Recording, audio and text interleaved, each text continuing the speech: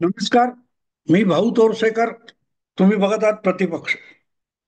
मित्रांनो, सगळ्यात पहिल्यांदा अगदी स्पष्टपणे सांगून टाकतो की महाराष्ट्रातल्या एका मतदारसंघाचे आमदार रोहित पवार यांची मोकळ्या मनाने माफी मागण्यासाठी, क्षमा मागण्यासाठी मी हा व्हिडिओ करतोय.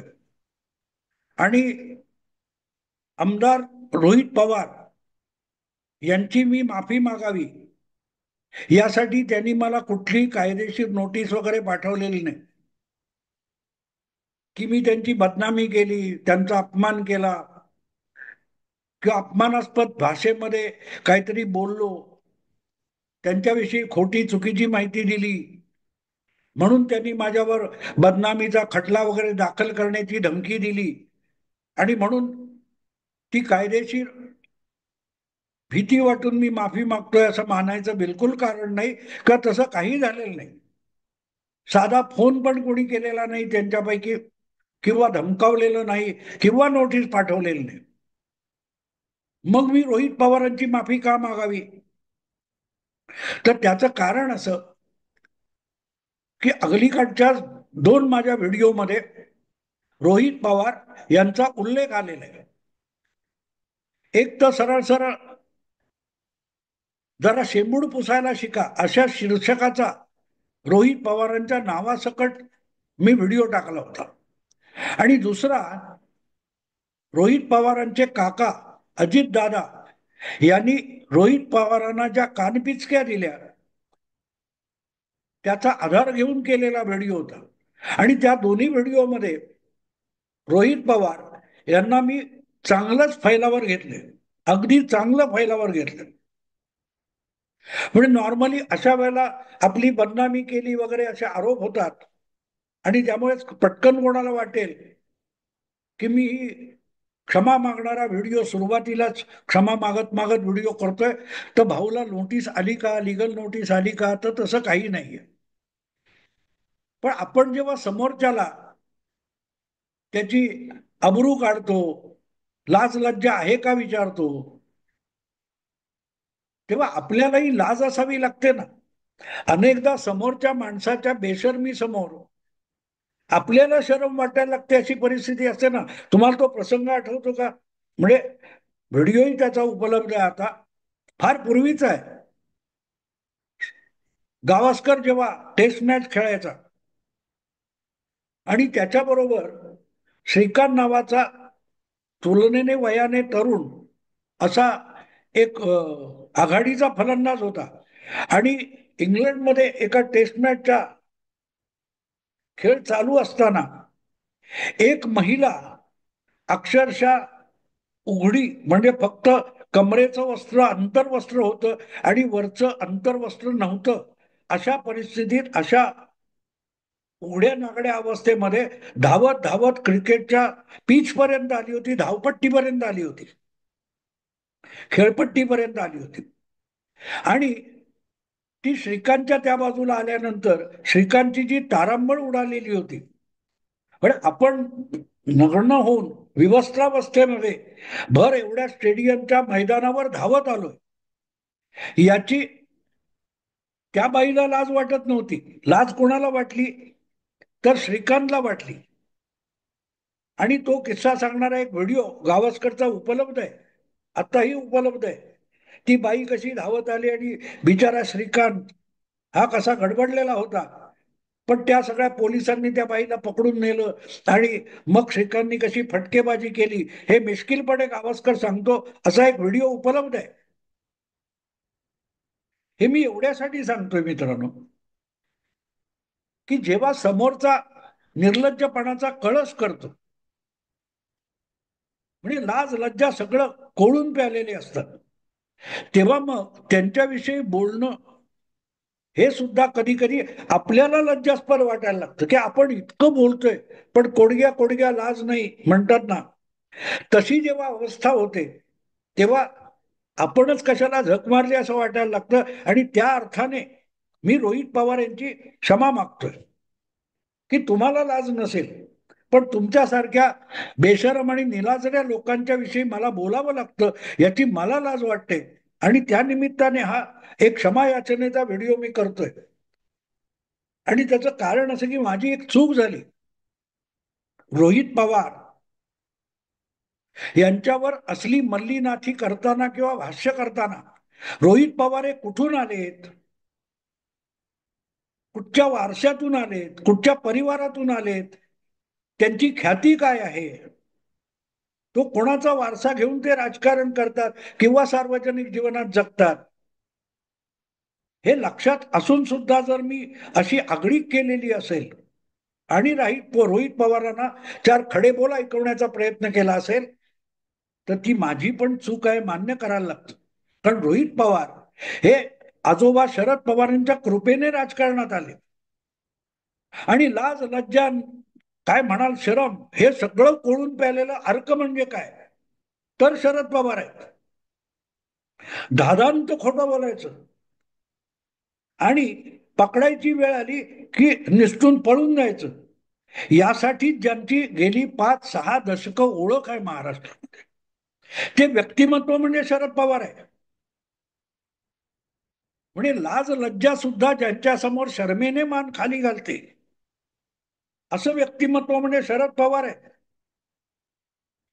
आणि इतकं वय झाल्यानंतर 90च्या जवळ आलाय माणूस, पण तरीही या बेशरमपणाची कृत्य करणं, वक्तव्य करणं, याची किंचितही लाज जर शरद पवारांना वाटत नसेल, तर त्या संस्कारामध्ये, महान संस्कारामध्ये ज्यांचं संगोपन झालंय, त्या रोहित पवारांकडून सभ्यतेची, प्रामाणिकपणाची अपेक्षा बाळगणं हाच गुन्हा आहे. आणि तो गुन्हा मी केलाय. आणि म्हणून मी हा क्षमा याचनेचा व्हिडिओ करतोय. मी काय वाटेल, माझ्या कल्पनेमध्ये रोहित पवार हे आमदार आहेत म्हणून त्यांनी इतकं सभ्य वागलं पाहिजे, सुसंस्कृत वागलं पाहिजे, खोटं नाटं वक्तव्य करू नये, ही माझी अपेक्षा असणं माझा गुन्हा आहे. रोहित पवार आता दाऊदच्या कुटुंबातून किंवा आणखीन कुणाच्या एखाद्या डाकूच्या कुटुंबातून किंवा असल्या कुठच्या तरी कुख्यात लोकांच्या कुटुंबातून, परिवारातून कोणी पुढे आलेला असेल आणि तो त्याने सभ्य वर्तन करावं, ही अपेक्षा बाळगणं ही मुळातच चूक नाही का? ती चूक माझ्याकडून झाली आहे. रोहित पवारांकडून अशी कुठलीही अपेक्षा मी बाळगू शकत नाही, कारण ते शरद पवारांचे नातू आहेत. शरद पवारांचे नातू आहेत. आणि या वयात 90च्या जवळ आल्यानंतर शरद पवार ज्या सराईतपणे निर्लज्जपणा, बेशरमपणा करू शकतात, दादांत खोटं बोलू शकतात, धडधडीत खोटं बोलू शकतात, त्यासमोर रोहित पवार म्हणजे लॉलीपॉप चघळणारं पोरग आहे हो. त्याला कोणी बोलायचं, कशाला बोलायचं? खाण तशी माती म्हणतात ना. काल परवाची गोष्ट आहे ना, पवारांना 2 माणसं भेटली होती 1 वर्षापूर्वी, आणि आत्ता त्यांना आठवलं, अरे 2 माणसं मला भेटली होती आणि ती 160 जागा निवडून आणायची गॅरंटी देत होती, ही माणसं कोण होती, काय होती? पवारांनी सांगितला चकार शब्द की हे निवडणूक आयोगातून आलेली होती, कुठल्या कंपनीची होती, कोण होते, काय होते, त्यांचे नाव पत्ते मला माहित नाहीत. याला बेशरमपणा म्हणतात मित्रांनो. आणि ही खूप जुनी गोष्ट नाहीये, खूप जुनी गोष्ट नाही, ही आठवड्याभरातली गोष्ट आहे की ज्या शरद पवारांना महाराष्ट्र आपल्या तळहाताच्या रेषांसारखा माहिती आहे असं कौतुक सांगितलं जातं, 30-40 वर्षापूर्वी कुठच्या तरी गावात भेटलेला एक माणूस, तो नावानिशी पवारांना माहिती असतो, याची कौतुक आपण वाचतो. आणि पवारांना एवढं मोठं ऑफर देणारी 2 माणसं येऊन भेटतात, त्यांचे नाव आणि पत्ते पवारांना माहित नसतात. कशी गंमत आहे बघा मित्रांनो. आणि अशा खानदानातून, अशा पवारांकडून च्या परिवारातून रोहित पवार आमदार झाले असतील, तर ते अधिक रिफाईंड प्रॉडक्ट असणार ना. तो धादांत खोटं बोलणार. अजून तरी ईडी किंवा सीबीआय खुद्द पवारांवर 10-25 वर्ष आरोप झाल्यानंतर एक काय छापा मारू शकली नाही. त्या ईडीने सुद्धा रोहित पवारांवर छापा मारलाय. इथे तुम्हाला पवार परिवाराचा वारसा म्हणजे काय कळू शकतं. पवार नुसते आरोप होण्यापर्यंत शिल्लक राहिले होते. पण रोहित पवारवर ईडीने धाड टाकली, कागदपत्र जप्त केले. आजोबा तसा नातू आहे की नाही, नातवाने पुढचा टप्पा गाठला. पवारांवर आरोप होत राहिले, पण कधी आरोपपत्र दाखल झालं नाही. नातवावर छापे पडायला लागले, पण अजूनही आजोबा थकलेले नाहीत. थकलेले नाहीत. पहिली संधी मिळू दे, सरसडीत धारांत खोटं बोलायची प्रत्येक संधी या वयात सुद्धा शरद पवार सोडत नसतात. आणि म्हणून काल परवा जेव्हा तुमच्या उद्धव आपलं काय ते राहुल गांधींनी वोट चोरीचा सिनेमा बनवला आणि दाखवला, त्यानंतर पवारांना आपल्याला दोन माणसं भेटली, त्यांची नावं आठवत नाहीत, पण माणसं भेटलेली आठवतात. खरं वाटतं का तुम्हाला मित्रांनो? आता तर परिस्थिती अशी आहे की पवार खरं म्हणाले तरी कोणाचा विश्वास बसणार नाही. म्हणजे निवडणूक आयोग उद्या मतदार यादी नोंदवायला गेला तरी पवार समोर दिसल्यानंतर तुम्ही खरे पवार आहेत का हे तपासून बघायला, इतकं पवार खोटं बोलत असतात. आणि पवार बोलतात तेच कसं खरं आहे. आणि ती गुगली आहे, म्हणजे पवारांनी उगली केली तरी तिला गुगली म्हणणारे त्यांनी भाट निर्माण करून ठेवलेले. तर हा विषय आज बोलण्याचं कारण आणि रोहितची माफी मागण्याचं कारण, एक आठवडा सुद्धा पहिल्या खोट्याला पूर्ण झालेला नाही, एवढ्यात पवारांना परत एकदा थाप मारायची सुरसुरी आली. आणि त्यांनी एक वक्तव्य केले. काल परवाच 89वा स्वातंत्र्य दिन साजरा झाला आणि शिरस्त्याप्रमाणे दिल्लीच्या लाल किल्ल्यासमोर उभं राहून देशाच्या पंतप्रधानांनी जवळजवळ सव्वा तासापेक्षा मोठं भाषण दिलं देशाला उद्देशून. आणि त्यावर पवार साहेबांनी आपलं मतप्रदर्शन केलंय, ते एका इंग्रजी दैनिकात आलं म्हणून मला कळलं. पवारांनी बघा माणूस किती खोटं बोलू शकतो, धादांत खोटं बोलू शकतो, याचा पुरावा आहे आणि पुरावा मी तुम्हाला देणार आहे.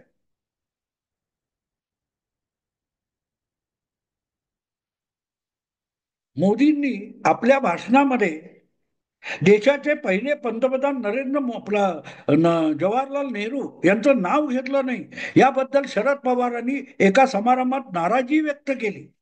अशी बातमी एका इंग्रजी वर्तमानपत्रात छापून आलेली आहे.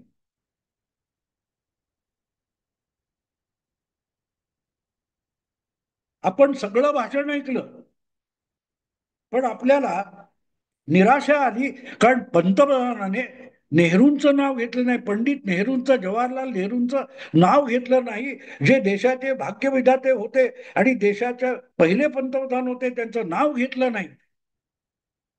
आता याच्यात पहिली थाप अशी आहे की शरद पवारांनी ते भाषण ऐकलेलं नाही. ऐकलेलं नाही, कारण ऐकलं असतं तर त्यांना नेहरूंचं नाव ऐकू आलं असतं, जे मोदींनी घेतलेलं आहे. पण आता असा विचार करावा लागतो की शरद पवारांचे कानपण फुटलेत का?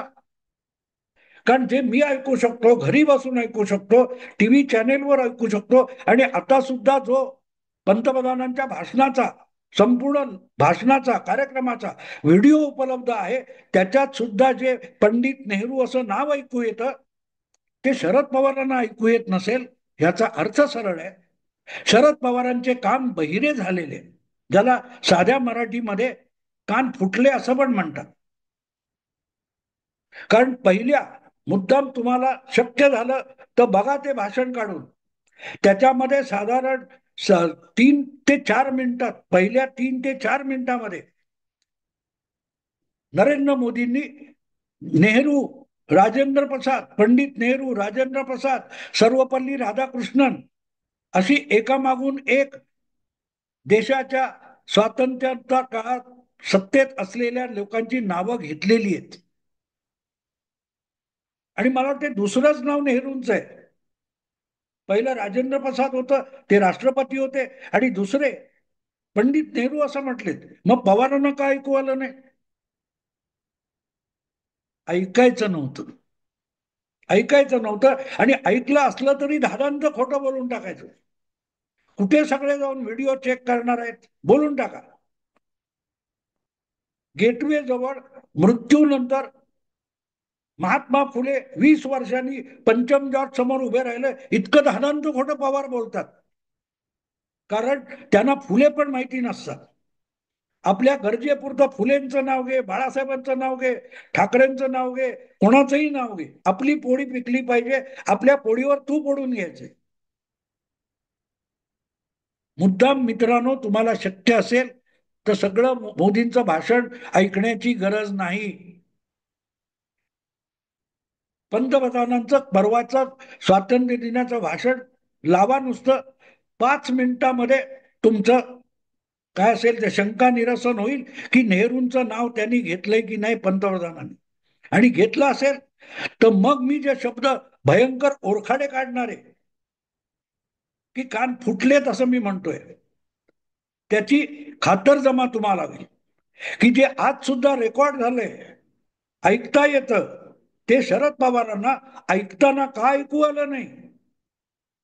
याचा अर्थ हा माणूस धादांत खोटं बोलतो किंवा जाणीवपूर्वक खोटं बोलतो.